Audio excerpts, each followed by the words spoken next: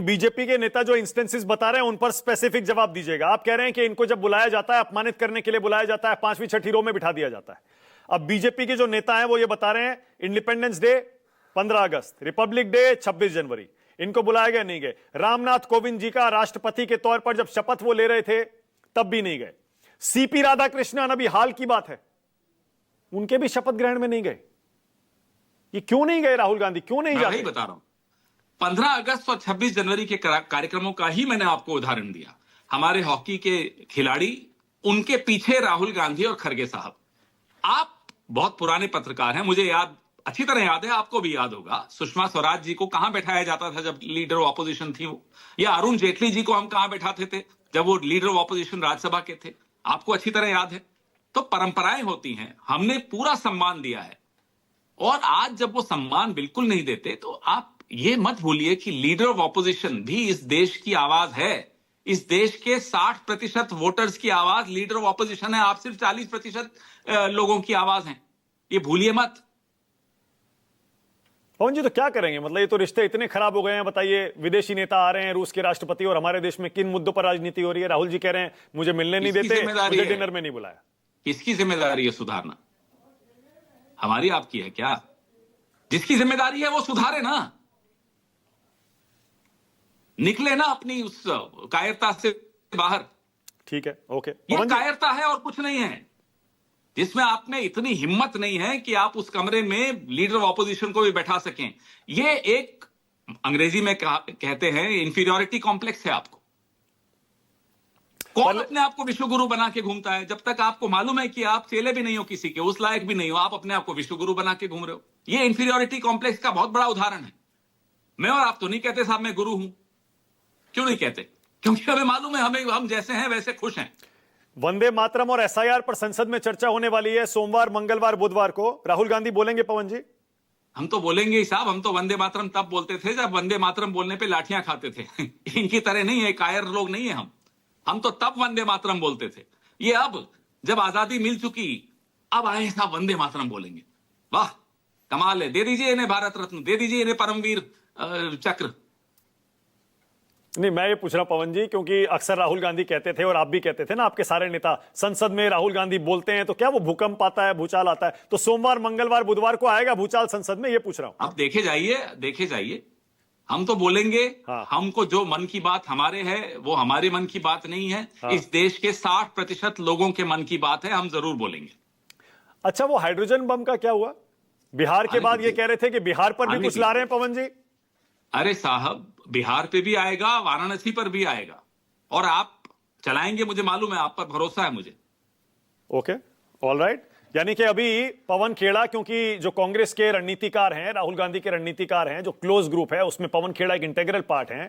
पवन जी बता रहे हैं कि अभी इन्वेस्टिगेशन चल रहा है, इंक्वायरी काम चल रहा है, खोद खोद कर सबूत निकाले जा रहे हैं। वोट चोरी के सबूत बिहार में रखेंगे यानी पवन जी?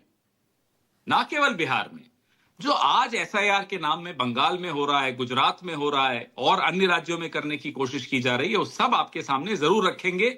न्यूज 24 अकेला चलाए, उससे क्या होगा मैं नहीं जानता। हाँ। लेकिन अब इस देश के प्रबुद्ध नागरिकों को भी जागना पड़ेगा, बुद्धिजीवी वर्ग को भी आगे आना पड़ेगा। जैसे आप लोग सब आए थे अन्ना हजारे के साथ हमारे खिलाफ, अब क्यों डरे हुए हो साहब? अब भी निकलिए। अब आपके बगैर हम अकेले अधूरे हैं, ये मैं बता दूं आपको। हमें आपकी जरूरत है, इस देश की जरूरत है। नहीं पवन जी, जैन जी के नाम से तो डरता है नरेंद्र मोदी, लेकिन जो जैन जी नहीं है, बुजुर्ग लोग हैं, बहुत अनुभवी लोग हैं, उनको कहिए सामने आए। पवन जी, इतनी कड़वाहट क्यों है, मैं यही पूछ रहा हूं। नहीं रुकिए ना एक मिनट, पवन जी एक सेकंड। आपने कहा डरता है, जैसे राहुल गांधी बोलते हैं ना डरता है, आप भी वैसी भाषा यूज कर रहे हैं। क्यों हो रहा है पवन जी? इतनी कड़वाहट कहां से आ गई? भाई देखिए, डरते हैं तो बोल सकते हैं। इंग्लिश में बोलूं एक line, respect has to be commanded not demanded.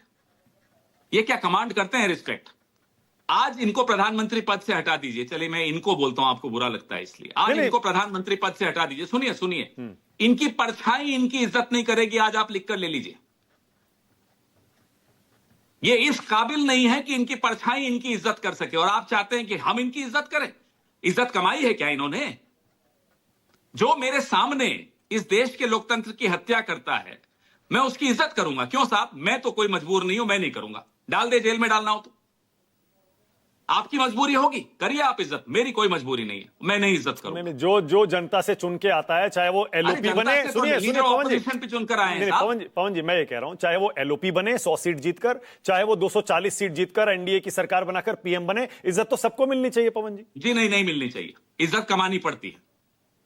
Nehru ji ने कमाई थी, आज उनकी इज्जत कर रहे हैं ये लोग, और आप उम्मीद करते हैं हम इनकी इज्जत करें? क्या ये इज्जत के काबिल हैं?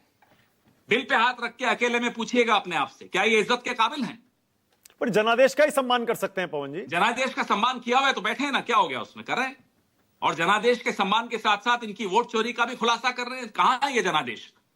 ये धनादेश है, जनादेश नहीं है। धनादेश जी, क्या 10,000 रुपए की तरफ इशारा कर रहे हैं जो अकाउंट में डाले गए थे ना बिहार केवल चुनाव के दौरान? 10,000, ना केवल 10,000, ये जो अरबों रुपए खर्च किए जा रहे हैं, कहां से आ रहे हैं?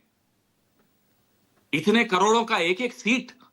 आज महाराष्ट्र के एक सरपंच के गांव में 1 करोड़ रुपए बांटने के लिए भेजा जाए, आप कहते हैं वहां क्या जनादेश है? ये ज्ञानेश गुप्ता को जेब में जिसने रखा हो वो क्या जनादेश से जीत रहा है? फिर आप कहते हैं इज्जत कीजिए इनकी। क्यों करें इज्जत साहब?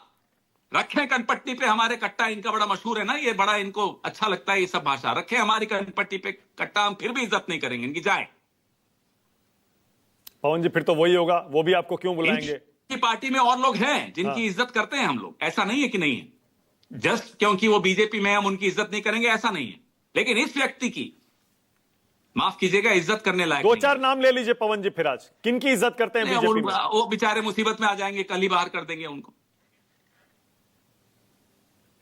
राजनाथ सिंह की बात कर रहे हैं क्या, या नितिन क्या गडकरी तो राजनाथ सिंह जी तो बोलते हैं कि नेहरू जी बाबरी मस्जिद बनाना चाहते हैं, एग्जैक्टली क्या इज्जत करेंगे साहब? हाँ एग्जैक्टली भाई, पहले आप लोग ही बोलते थे राजनाथ सिंह बहुत सबसे दोस्ती बनाकर रखते हैं, अच्छे संबंध बनाकर रखते हैं, मर्यादा की सीमा में रहते हैं, उसे लांघते नहीं। नुकसान हुआ होगा वहां तो बेचारे अब फिर उन्हीं की जैसे हो गए, उन्हीं के रंग में ढल रहे हैं।